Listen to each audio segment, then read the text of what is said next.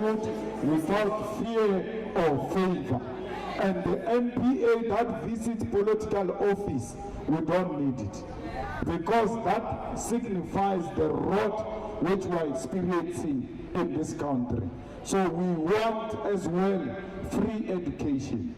You know, these people who are refusing you free education is because they don't want you to be better than the child of a white person.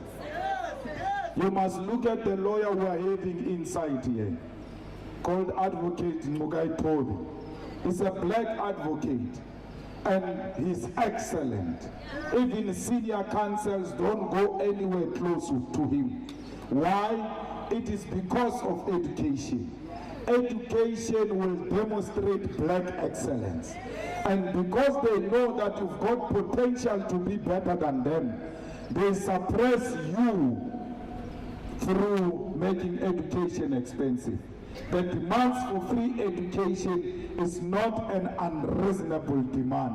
It's a genuine demand, and we want the South African government to adhere to it, because we in the EFF believe that the students must be supported and they must be given free education. Ourselves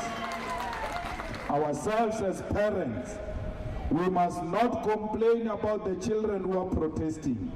They do that on behalf of parents.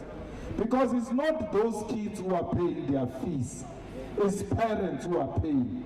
So children are fighting for their parents. Now we have called in the parents tomorrow to come and fight for themselves. They must stop being cowards and sending their children to go and fight for them. Parents must come and occupy the streets of Pretoria and demand free education in our lifetime, quality education which will liberate a black child. So we are here tomorrow in our thousands. We don't owe anyone any apology. We are not targeting any building. There is no memorandum. There is no one who's going to receive a memorandum. When we feel like going to Union Building, we'll just go to Union Building and come back. If we want to go to Centurion, we'll go to Centurion and come back.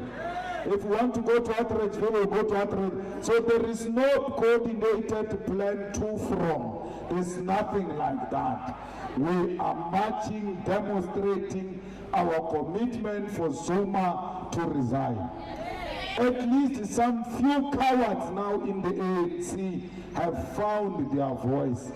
Today, even Hau has called for Zuma to resign.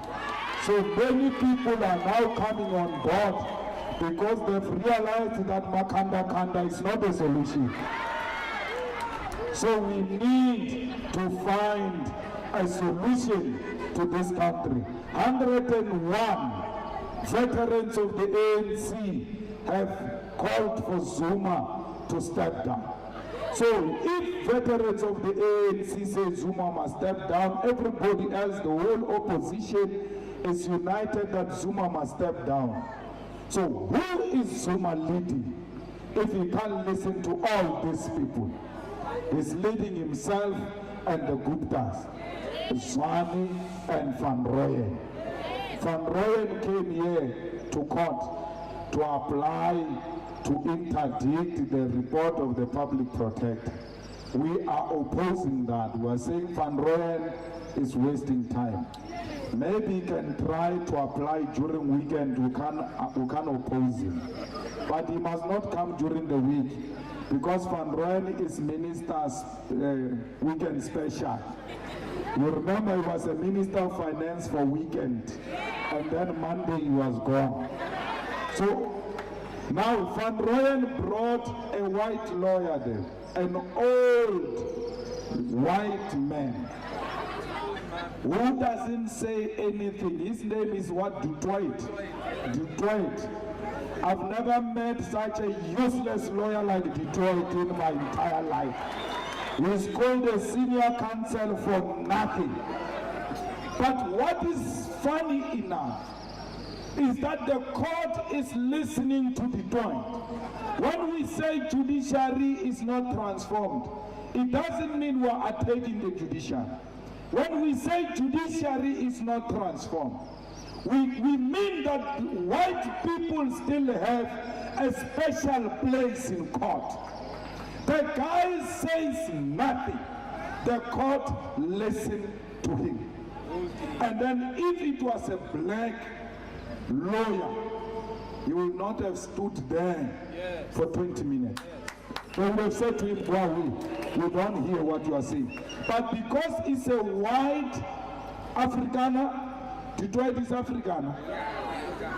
Afrikaner made in Pretoria, he must be listened to. Even when he's farfating there, we must just listen to an old Afrikaner male talking nothing in court because he is white. We don't hate white people. Where racism raises its ugly head, we are going to point